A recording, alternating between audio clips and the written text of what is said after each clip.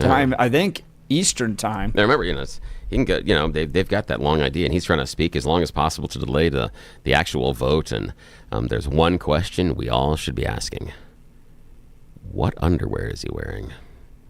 And what I mean by that is because they can't leave. Yeah. So they what wear I'm saying diapers. is, yes, I want to know. Yep. Did he go depends? And so, how long is he going to speak? It all depends. It all depends. Well done. Thank you. We'll see if Brittany Pedersen can get home to her family. Yeah. She could have just brought him with her like last time. Yeah. Hakeem Jeffries now interrupting her weekend. And Brittany's crying, by the way. If you want to go to x.com/Jeff Hunt, you can watch that video of Brittany. She's frustrated she had to get on an airplane. Let's go to the phone lines. Francis Golden. Good morning, Francis. You're on with Jeff and Bill. Morning. Hey, guys. Happy third. Same to you. Hey. Okay, just on an aside, I think Hakeem Jeffries probably contacted Mitch McConnell to see if he could get a hold of his stadium buddies to be up there and contacting people and talking for that long. Because we know Mitch McConnell wears stadium buddies. I mean, it's got to happen. We've seen him soiling himself. Yeah. As far as Brittany Pedersen crying, cry me a river. She can carry her kids around like a backpack, apparently.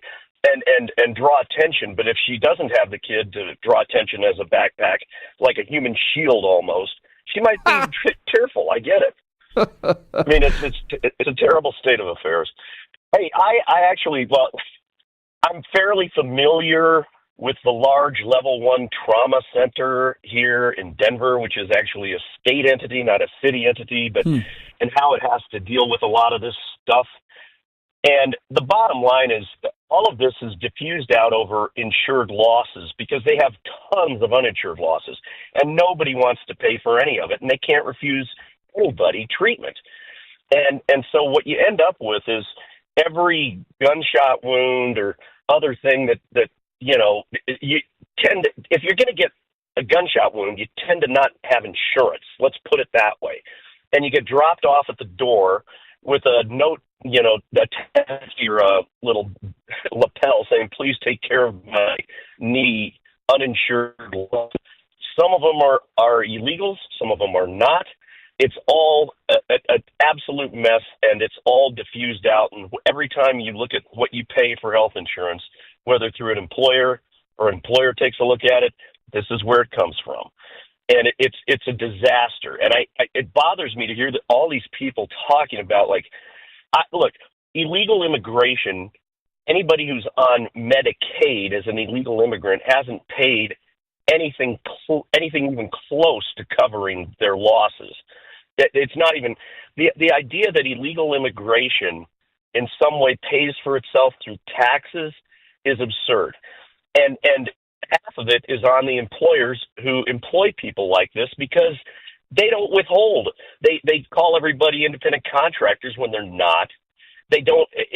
There's so much blame to be diffused around here. There's not one side that's 100% right, one side that's 100% wrong. But I can tell you what is in the crystal ball in the future is this all migrates down to single payor system because basically health insurance or health care has gone so expensive. There's almost no way else around it. And you know what? You do get as good a care in Mexico. You do get as good a care in other countries. It's a big myth that you get somehow really, gold standard care here as opposed to somewhere else. It doesn't work that way. But don't you have, Francis, don't you have the option to get gold standard care here, whereas in Canada and Mexico and the rest of the places, you don't necessarily have that option? Healthcare and Kaiser people, no. Everything you get from Kaiser, United Healthcare on your preferred provider list, everything else is basically the same that you would get in another country. There's no question. If you like general care, your physicals, those types of things. You can pay for anybody. I mean, you can pay for. Yes, there is such a thing as gold standard care, and in this country, you got to pay for it. And it's not health insurance. Believe me, it's not health insurance. Yeah, it's the concierge insurance. Right, the concierge style. But if you go to full socialized medicine, though, you're starting to give up that option. And I know it's not fair, but not life's not necessarily. fair to everybody. No, that's I not don't true. think you're giving up the option. Why not? Why can't you just go pay out of pocket for anything? Yeah, many countries have that have socialized medicine systems. It's a matter They have of secondary safety insurance. net. It's not a matter of what you can afford otherwise. I mean, that's the problem with all these uninsured losses, uninsured things, uninsured people, is that the loss is spread out. It does cost hospitals. It does cost medical providers a ton of money to have to treat uninsured people. Correct. And all that is borne on insureds, not uninsureds, insureds. Correct. And so that's the bottom line. And so if you look, people carp and complain about the Obamacare and things like that, but the idea was correct. Force people to get coverage, and you will actually save money in the long run because you're not giving uninsured treatment to everybody, which costs double, triple what it would be if it was insured under any standard. It's ridiculous. I mean, you wouldn't believe the amount of money that is hemorrhaged by, and this is what the large local level 1 trauma center is. Correct. They are basically a charity. They are a charity. Do people understand that? Yeah, and it's what they are. But it's a forced charity upon other people. And to your point, Francis, we're running out of money. I mean, the city of Denver, because of the hospital there, what is the name of that? City Health or whatever. The hospital that is required to take anybody that comes, and the city will pay for it. As our other hospitals, by the way. It's broke at this point. The city's broke. I mean, it's laying off employees. But that's not a city loss. Look, get over that, because Jeff, that's not on the city budget. It's not. It's a state entity. The municipality. I don't think that's true. I think the city does pay for that. No, it's created by statute under Colorado law. It's not. It used to be many years ago under the rubric of Denver. It's not. It's not a budget item for Denver. But regardless, it functions as a charity. Basically, at this point, that's what it is. And look, there's plenty of other level 1. Well, there's not plenty. There's a few other level 1 trauma centers around the state. They don't handle the traumas that the local level 1 trauma center handles.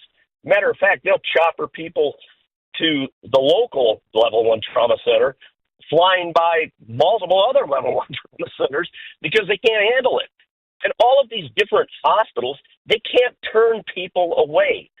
And nor do you want that, because literally if you do that, if you allow that to happen, whether legal or illegal, you literally have people dying in the streets. And, by the way, just an aside here, when our progenitors were immigrating, there was virtually no process whatsoever. I think you just had to not be disease-ridden and stay here for 2 years. The process now is impossible to get over for an illegal immigrant, or near impossible, or an immigrant who wants to immigrate here legally. It takes like 10 years. Correct. And so instead of carping about who is or isn't an immigrant, because it's obvious that if we look at our progenitors, are immigrants of some flavor, instead, how about working on the process that exists now? Just throwing that out there, it would make some sense. I don't know. I'm sorry, I'm on my soapbox. No, Francis, you're fine. I mean, so what I was talking about was Denver Health. 60% of Denver Health's revenue comes from Medicare and Medicaid. 4% comes from the city and county of Denver. But we've created a system, Francis.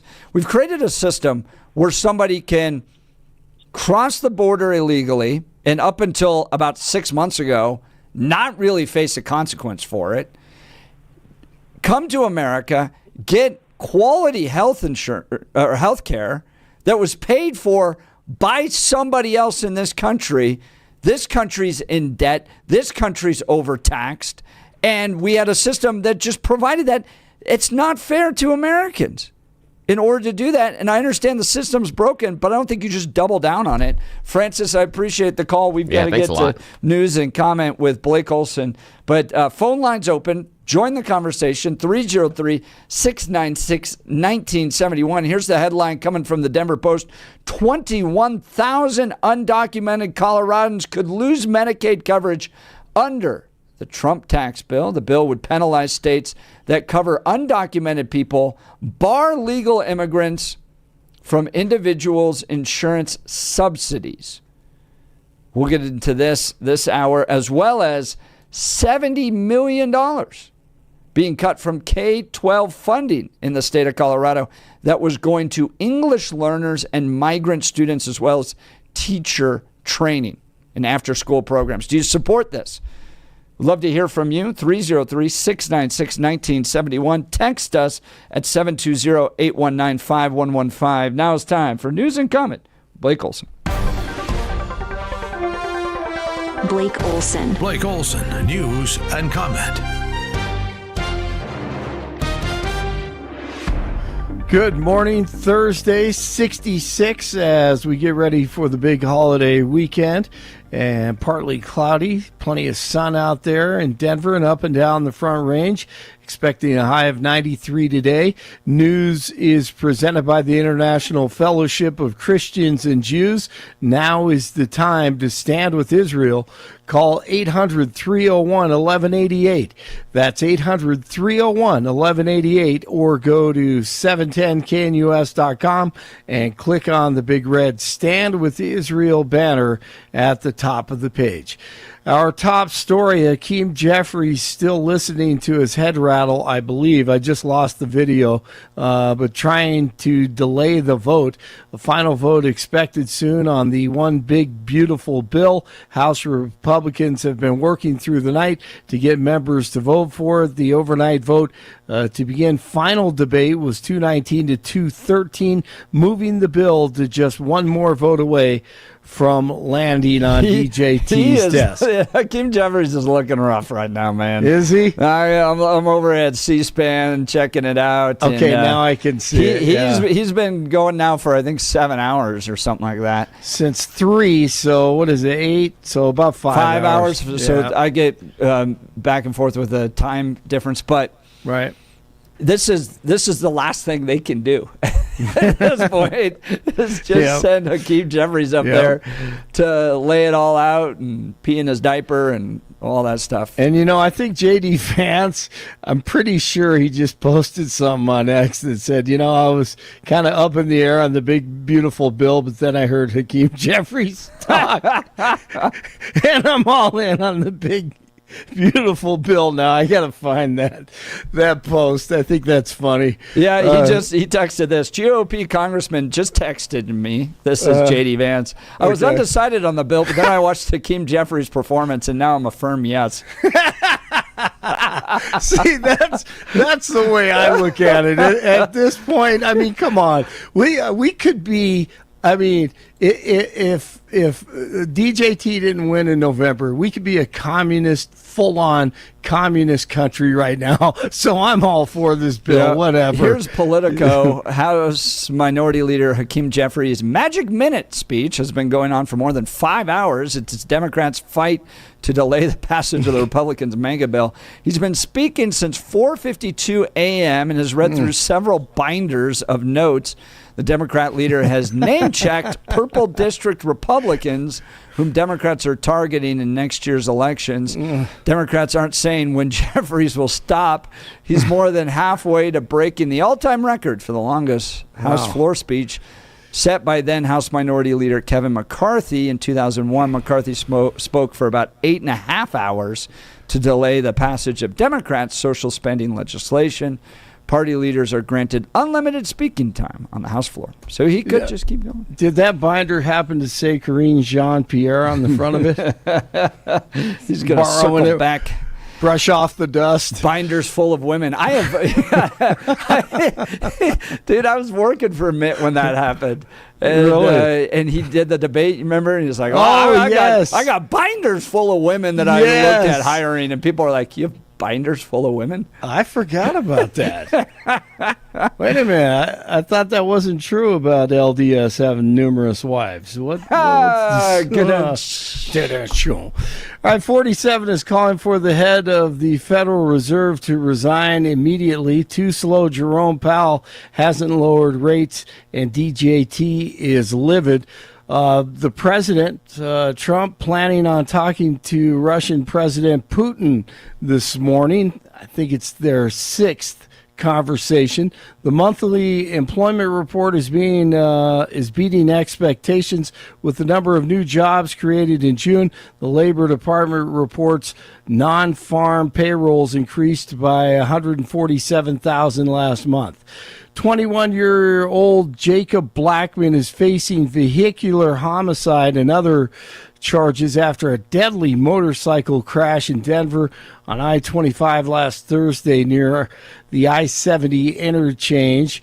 19-year-old McKenna Angelilo Smith died in the crash. Blackman told police he was traveling between 120 and 140 miles an hour when he lost control of the motorcycle. New court documents claim Kilmar Garcia was beaten and tortured while in an El Salvadoran prison. New details of his prison stay came out Wednesday as a part of a lawsuit filed by his wife, who was beaten by Garcia, against the 47 administration. Sean Diddy Combs will stay in jail until sentencing after he was found guilty of transporting people for prostitution. He was found not guilty of the most serious charges against him, including racketeering and sex trafficking. Journalist Liz Crokin with Benny Johnson believes there's overlap with Diddy and Epstein. These rings are international, and they were trafficking victims across this country, all over the world. I do believe that Diddy was involved potentially with trafficking migrant children at the border because one of his security guys bought a huge piece of property at the border down in California and the Mexico border. So, and what's happening right now? You just went to Alligator Alcatraz. Well, who are they sending there?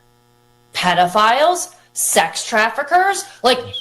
When you have someone like Jeffrey Epstein or Diddy, you're not going to necessarily see Diddy or Jeffrey Epstein at the border grabbing migrant children to traffic them. They have foot soldiers. And who are those foot soldiers? Those are the low-level members of the cartel. Dirty Diddy. Rockies lose to the Astros 5-3 today. 1:10 first pitch at Coors Field. 64 in Westminster, 65 in Lone Tree, 66 in Denver. The Jeff and Billy Show continues. Be a little less snarky. I know, you're right. That is a problem that I have. I'm sorry. Blake Olson, News Talk 710 KNUS. The deeper monsoon moisture stays just to the west of us today. There'll be some showers and thunderstorms over the mountains and foothills and west of the divide, while sunny and warm east of the divide, highs 90s, low to mid-60s tonight.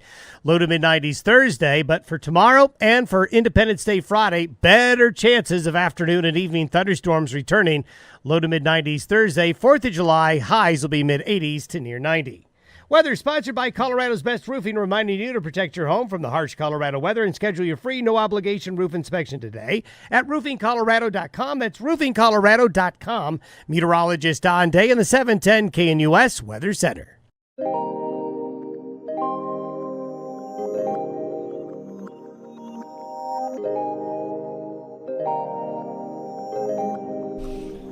Welcome back to the Jeff and Bill Show. The phone lines are hot. The text messages are hot. Bill and I were laughing because we thought we'd just kind of slide into the weekend.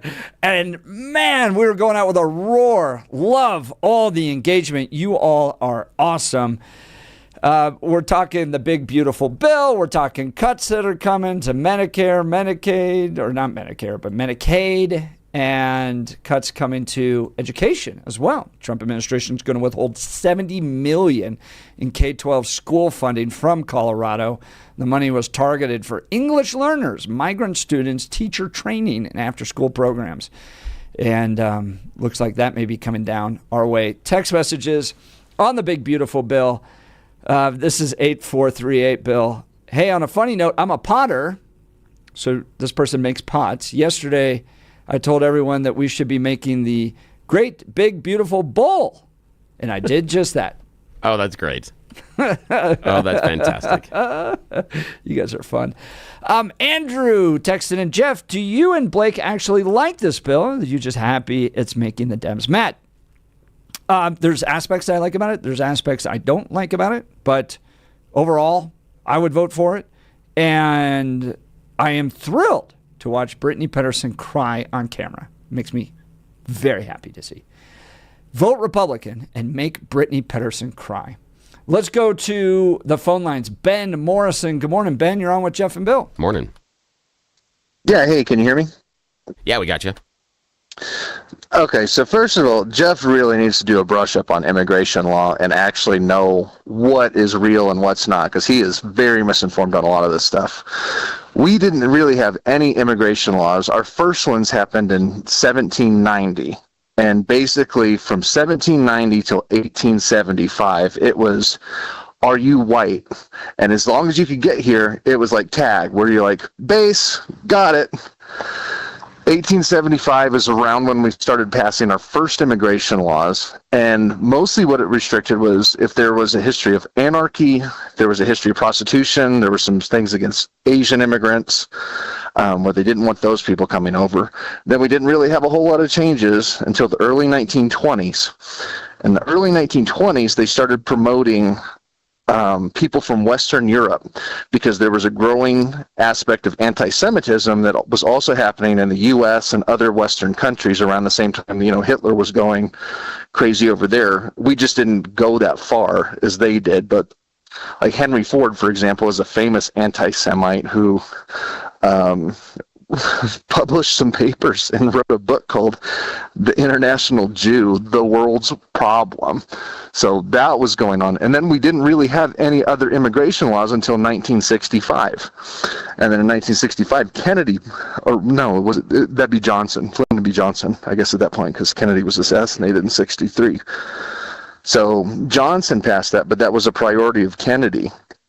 And that's kind of the main laws that we've had up until then. The first Bush did some kind of revisions on that in 90 or 91, but wasn't anything major. So we haven't really had any changes in the last 30 years.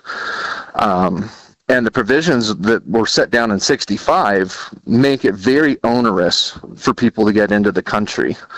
And what a lot of people from the MAGA community don't realize is these people generally aren't eligible for any government benefits. They don't get Social Security. They don't get Medicare.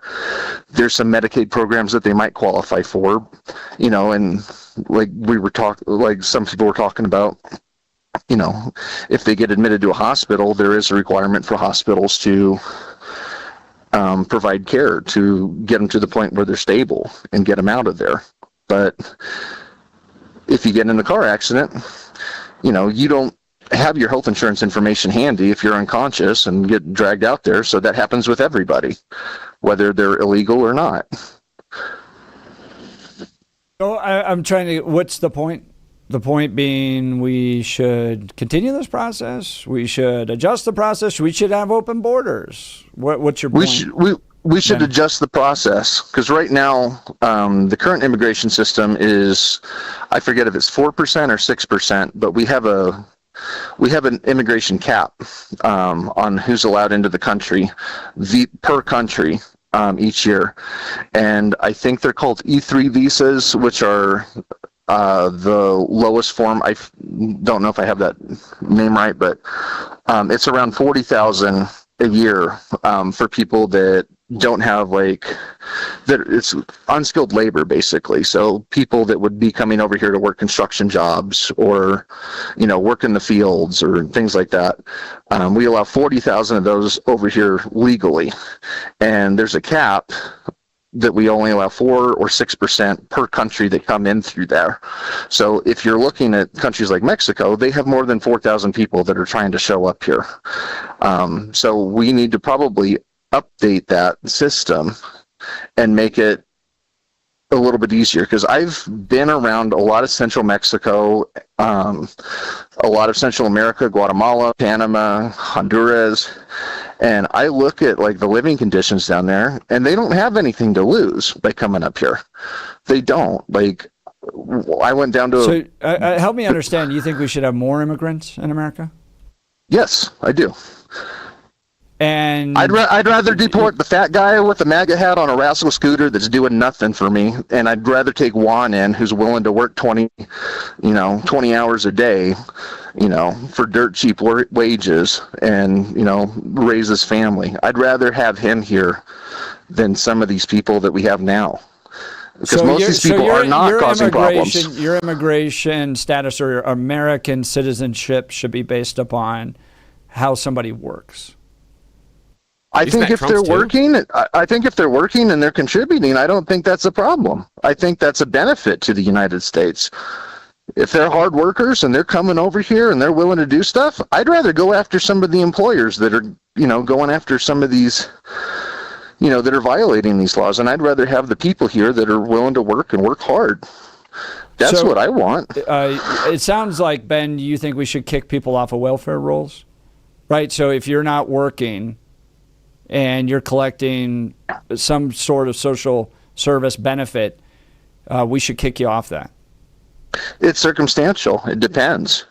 There's different variations. So this is the thing that MAGA people always try to do, is they try to deal in these worlds of like absolutists, where they don't get into like nuance of what the situation is. We're talking public policy. You just said to me that a fat MAGA person you'd rather have deported than one who comes up here and works hard. And I'm just wondering, okay, so it sounds like to me that if someone is able-bodied and lazy and collecting some form of government benefit, we should kick them off the welfare rolls. Yeah, I'm honestly okay with that if they're, if they're not contributing, but it also depends on nuance.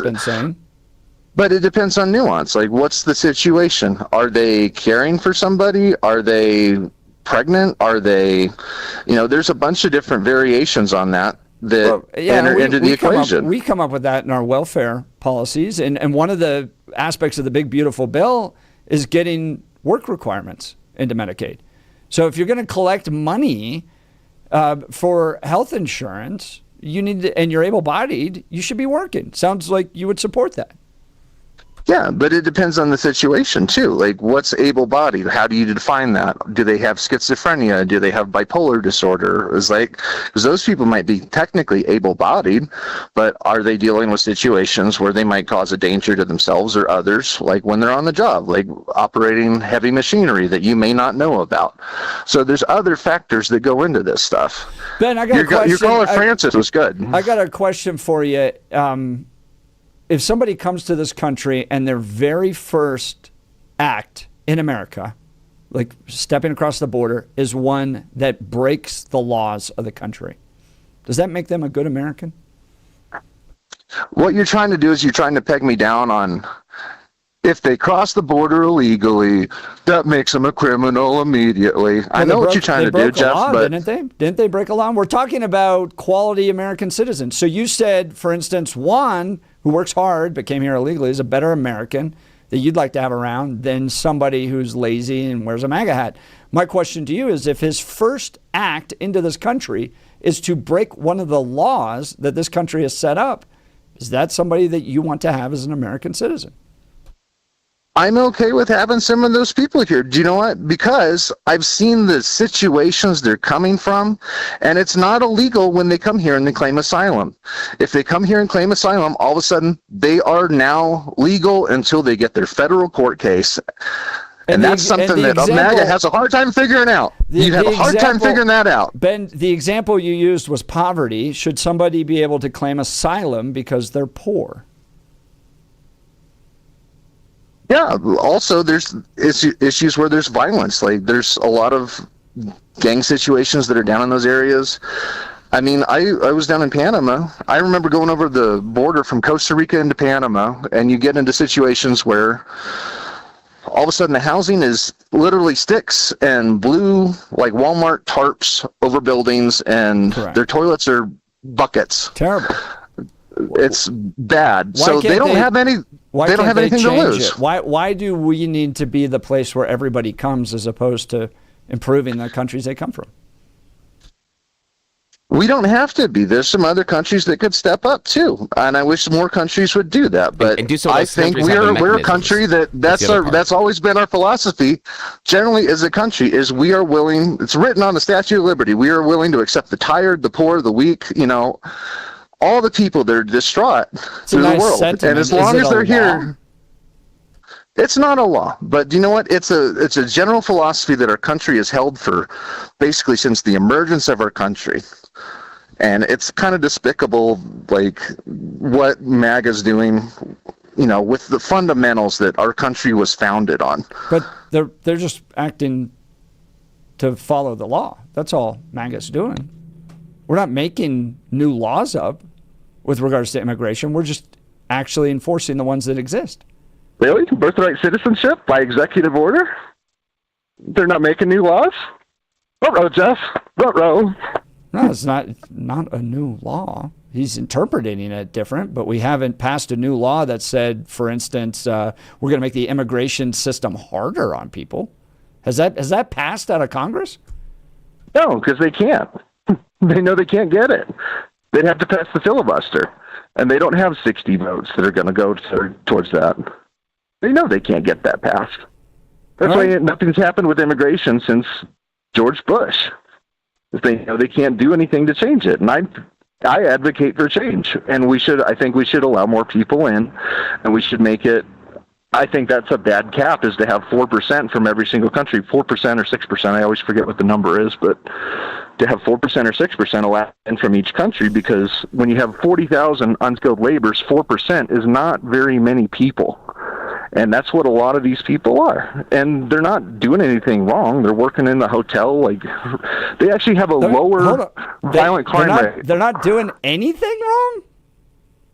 They have a lower violent crime rate than U.S. citizens. That's statistically proven. Hold on. You said they are not doing anything wrong. I think they got into this country the wrong way.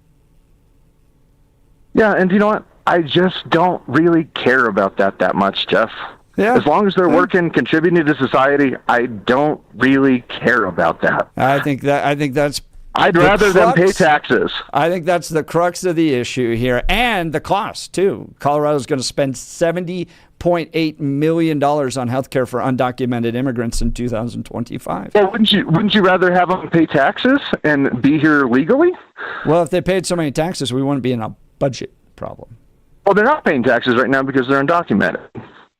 And if they did pay more taxes, they weren't. Somebody told me they're paying into the system.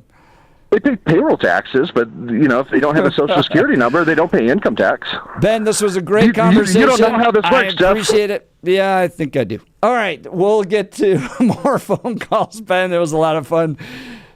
We just need to get to a break. You're listening to The Jeff and Bill Show. This is Denver's Talk Leader, News Talk 710, KNUS.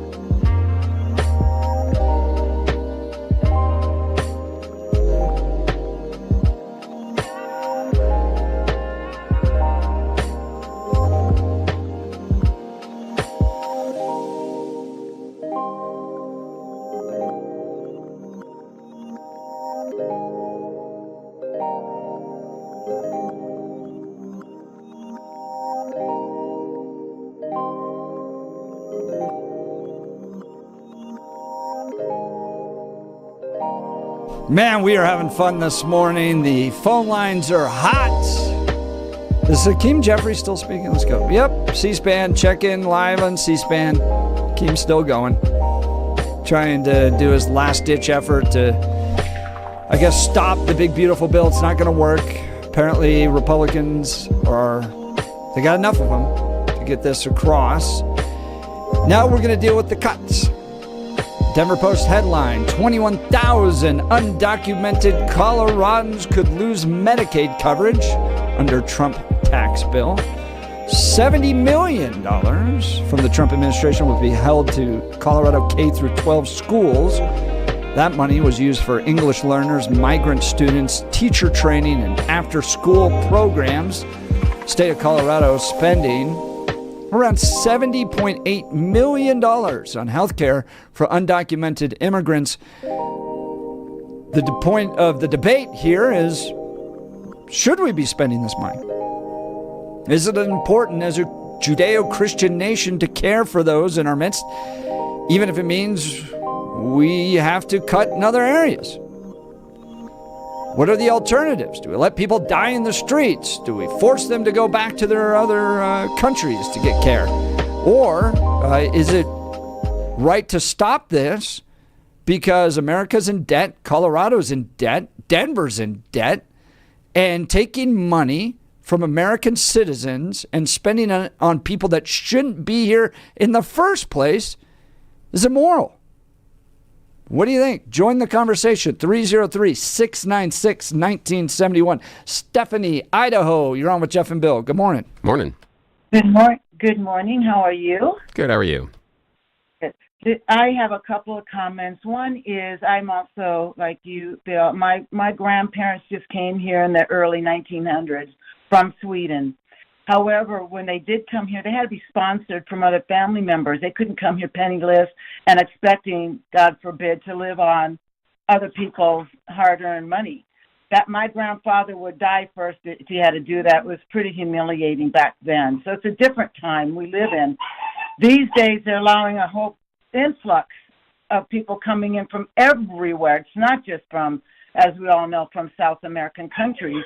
I work in the medical industry, and I see this every single day, those people getting onto our Medicare even, who never paid a cent into it. And there are a lot of them are the refugees that have just recently come in here. And yes, also the hospital systems are being used as primary care, especially in the ER rooms. And I see it every single day. And even though it's not always just the illegals, everybody is taking it for granted. So we do need to put Well, Stephanie, why do you think people keep showing up at the emergency room at the hospitals to get care? Why? Because they don't have insurance. Yeah. And they're using it as that EMTALA law is totally being misunderstood. And it's only and I'm kind of opposed to that because I've worked in the medical industry all my life. I do medical billing and coding and revenue, and I see it every day. And the EMTALA law is only for if somebody is profusely bleeding or in labor. But I see people, and it's mostly people who do not speak English, go in there with children with bronchitis or a stubbed toe, and the ER is not turning them away. And I think they should, because they are not emergent situations. And if you compare the bill and Medicaid does have to pick up on those things, by the way, because the hospitals cannot go broke. And if Medicaid isn't the only one, it also taps into the federal Medicare budget will subsidize it. Now, Stephanie, I got a question for you. Do you think, do you agree with Jeff's proposal in the 6 o'clock hour this morning about if those illegals show up at the hospital and they're illegal and they don't have insurance, should we refuse to treat them? They also then wouldn't be able to get care, theoretically, at any other doctor's office, etc. And Jeff said unless there was some sort of a charity. Is that what we should do? Just refuse to treat them? Legally we can't, or morally. But what I do think we should do is just get them stabilized, but then they should be deported. I really don't feel that we have this obligation. Now, going back way into the history when all of our ancestors, including the American Indians, went walking over the Bering Strait from Mongolia. They're not even 100% either. You know, we all came here from somewhere. And, you know, but we all paid our dues. We did not go rushing the doors in some other country and go, here I am, and now you owe me something. And I know that a lot of these people come in here and they're pregnant. They deliver a child a day after they get here, and that child sponsors their people on our welfare system. I somewhat disagree with that, Stephanie, because when the baby can't sponsor the person per se, and I haven't seen a huge influx of pregnant people. I mean, again, when we were going through the election cycle, it was all about this immigrant crime wave. Those weren't pregnant people coming here to commit crimes with their babies. I mean, it was about men, and I had text messages and we had phone callers about this influx of, and I'm using the air quotes, military-aged men. And people were assaulting me saying, oh my God, Bill, how could you be so stupid out there when we all have these military-aged men? This is obviously an organized invasion. So I disagree that it's necessarily these pregnant people that are rushing into our country to have babies. No, according to text messages and callers, it's these military-aged men that are coming here to take over the country. That's ridiculous. I thought it was ridiculous, too. What I'm trying to refer to is the whole medical system in itself. And there's many, many, many pregnant people that are not, the mothers are not here legally. And their children are being born here, and yes, they do sponsor. They do get on our system. They get a little Social Security card right at the time of birth. Well, the babies and do. I yes. thought, babies, yes, but the babies can't affect the idea of sponsorship per se, because that has to be done by a legal adult. So until the baby turns 18. No, but they are still given the Medicaid anyway. Yeah, and that's parents don't get on the Medicaid. But we are still paying now for another generation, and it goes on forever. I see it every single day. It's extremely expensive, and it really appalls me. Yeah, and here's the core of this, Stephanie. Here's the core of this, Stephanie, that what many people in the GOP don't realize is that in many ways we already have a socialized medical system. We're just choosing to pay for it in the most expensive way possible. It already exists. It's not an issue of will we or won't we. It exists as you're telling us. People show up and we give them care and we take care of them. And then we pay for it in the most expensive way possible. So, again, yeah, it's basically what's happening. That is, and that's why we have to stop the influx of all these illegals coming in the border. They should be sponsored like our forefathers were. And, you know, my grandparents came in here and they made money right away. They had to learn the language. There was none of this 50 million languages on your hospital thing, or you can get interpreters. And then we pay for that too. It's ridiculous. It is out of hand. And I think it's totally abused. And I think that if there is Medicaid and even the welfare recipients out there, they should get off their butt and get a job. Yep, you know, there you go. There's no excuse for it. And so if we're running out of people working, make them work. Stephanie, sure appreciate it. Thanks so much. Thanks. We may get a member of Congress on here, Bill. Right. Let me work. Let's go to a quick break here and then see if we can get a member on to update us on what's happening in Washington, D.C. You're listening to the Jeff and Bill Show. This is Denver's Talk Leader, News Talk 710, KNUS.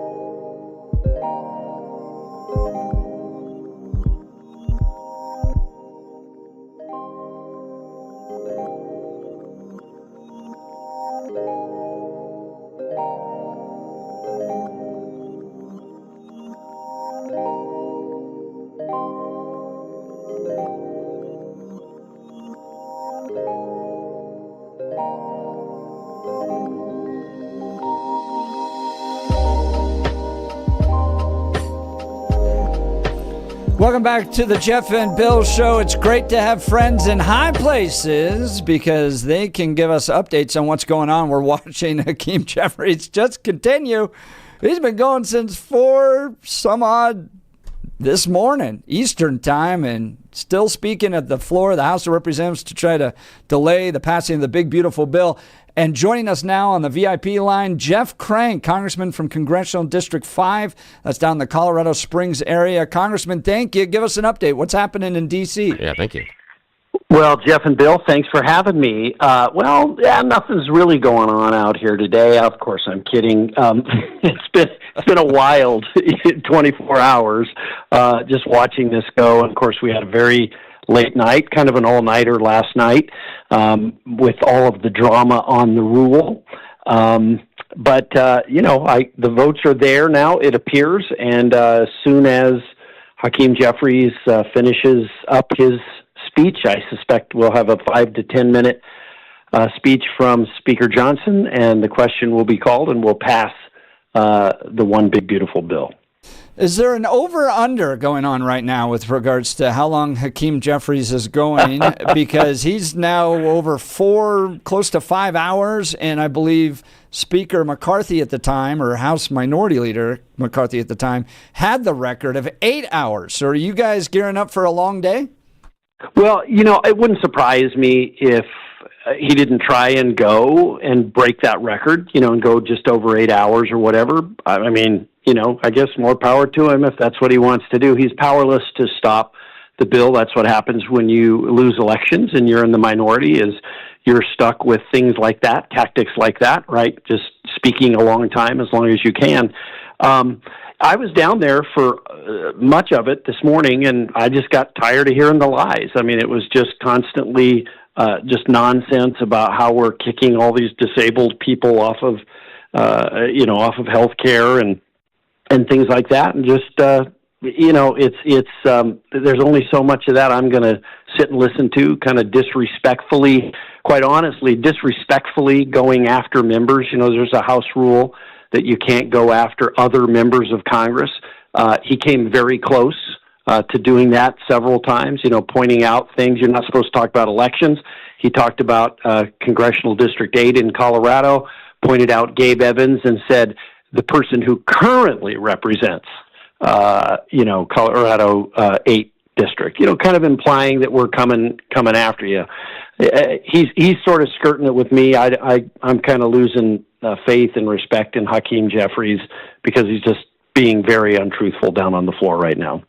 That's Congressman Jeff Crank. He represents the Colorado Springs area in Congress, giving us an update on what's happening in Washington, D.C. Now, Congressman, is this big, beautiful bill going to pass and be signed by the president, you think, by July 4th? Can they quickly, I'm looking at a process question here, can they quickly just take it right over to him, have him sign it, and it meets that deadline? Or is there a time period? What? Give us some insight on that. Yeah, I mean, there are some logistics to it. I guess I probably really don't know all of the logistics. I know there are some to getting the bill, printed and in the format that it needs to be. I think there has to be a secretary of the Senate and the House clerk or something that sign it, those sorts of things. But they'll be able to get it to him if we pass it today. And that may be what they're trying to do. I mean, we've seen the tactics of over the last couple of days that Chuck Schumer was so powerless, all he could do was really change the name of the bill.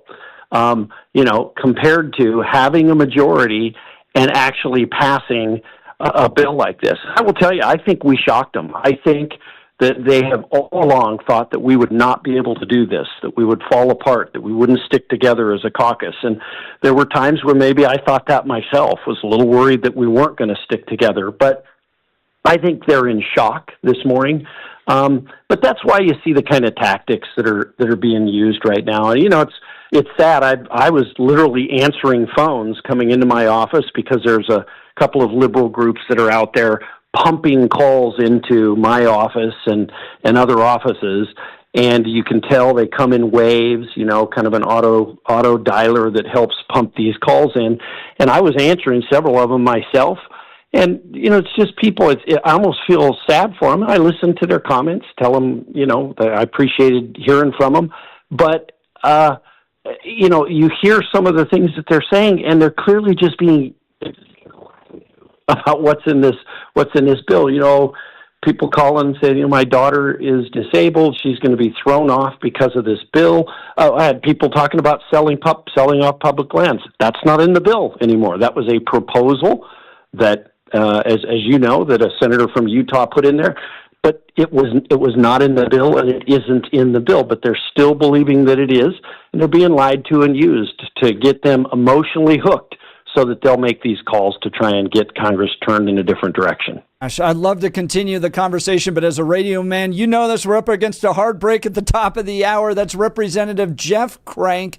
Continue to follow him. He's given us live updates from Washington, D.C. on this historic vote of the big, beautiful bill. Congressman, thank you so very much for joining us. You. Have a wonderful 4th of July. Hopefully we get you home in time. Thanks both for having me, guys. Again, Representative Jeff Crank. We'll continue the conversation. You're listening to The Jeff and Bill Show. This is Denver's talk leader, News Talk 710, KNU.